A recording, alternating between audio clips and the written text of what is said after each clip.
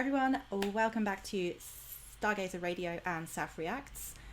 This episode is going to be listening to and discussing The Summoning by Sleep Token, the second track on their newest album, Take Me Back to Eden. We're going to go straight into it. Let's go.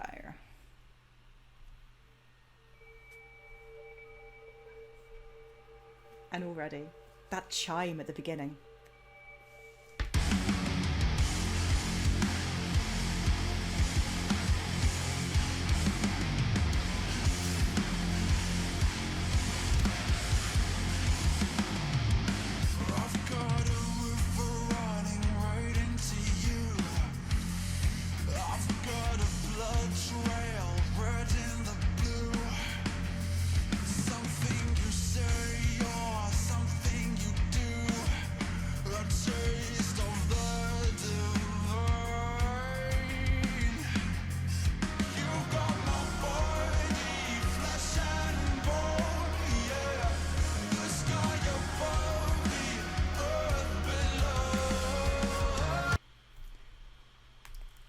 I'm just going to pause it there for a second. I'm sorry. First of all, the way he sings that line, "You've got my body, flesh and bone." Whew, boy. I love, and I will touch on this once the song is over, I love the imagery, the sky above, the earth below. Beautiful.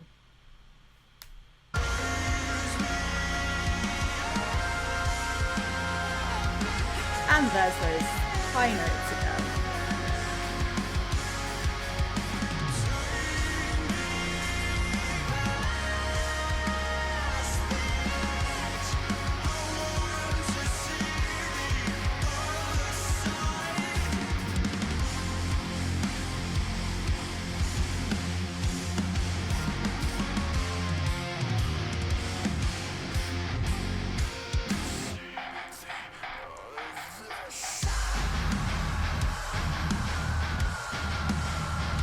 Oh yeah.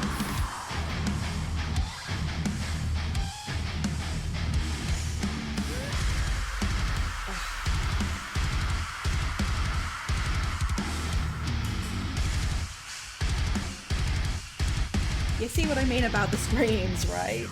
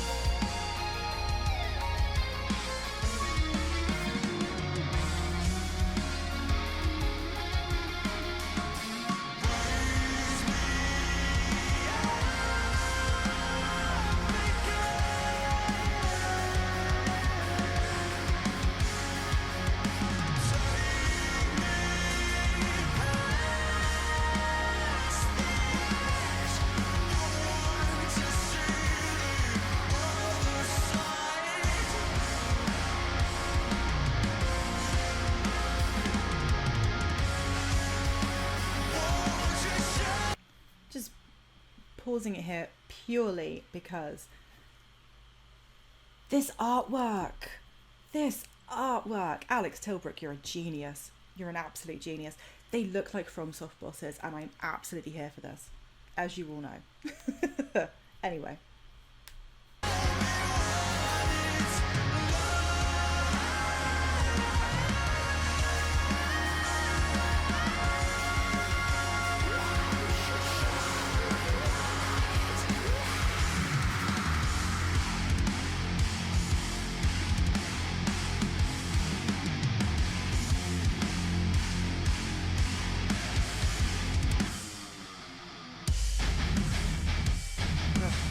Those guitars are something else, let me tell you.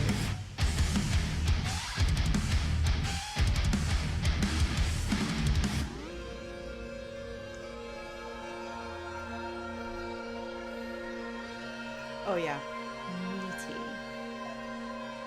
chunky guitars, we love it.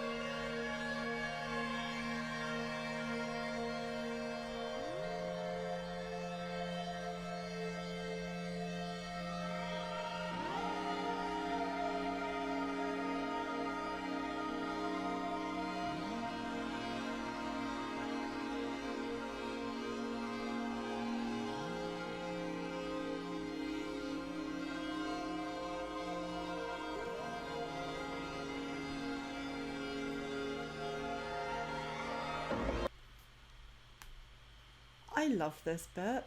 Like, it's you just go from those, like I said, gorgeously chunky guitars to this kind of mellow, what's happening moment. And you just kind of like, you're a little bit on the edge of your seat because you're just like, is he going to scream again? Is he going to start singing again? What is happening?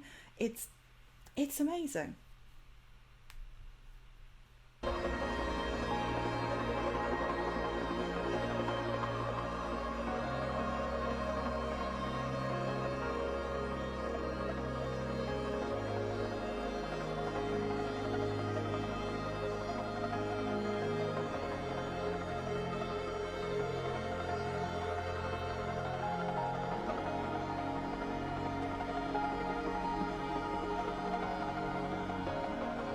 As an aside, I want figures of these guys, like, for my house. Just please make it happen.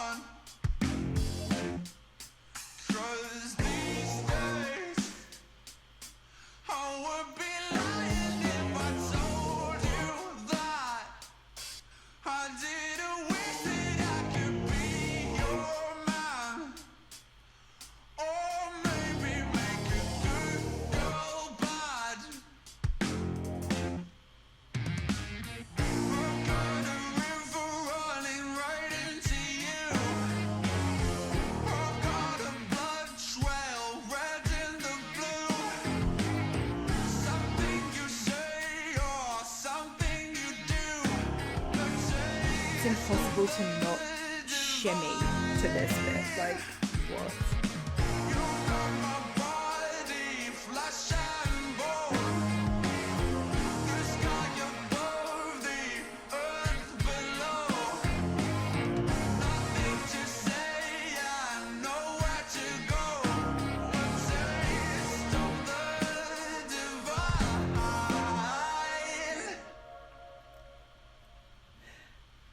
Honestly, the first time I heard that,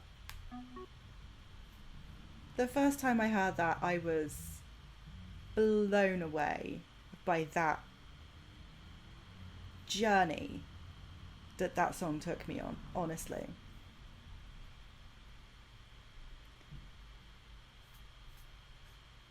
Jazz, funk, soul. Yes, exactly. Music to relax and sleep to. Oh yeah. Actually, some of their stuff is. Yeah, but it goes from like this kind of chunky, slightly proggy guitar to jazz funk.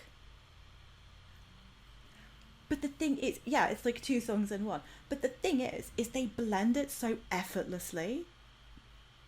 It feels like two separate songs, but at the same time you also know it's one song. It mind blowing, absolutely mind blowing. I have no idea how they do it. I really, really don't. It is just digital prog opeth. I like that. I like that.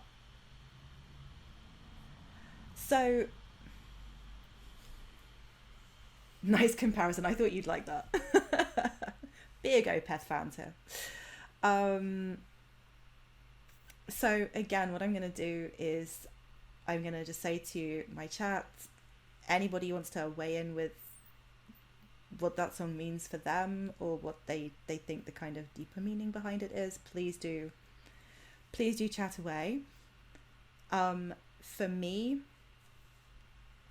there's an almost immediate link to the first song, Chokehold. I've got a blood trail, Red in the Blue, and Test My Worth in Blood. They both speak of that kind of sworn oath almost, that kind of blood bond, a very strong karmic tie with the other person where he feels he's got to protect and serve them.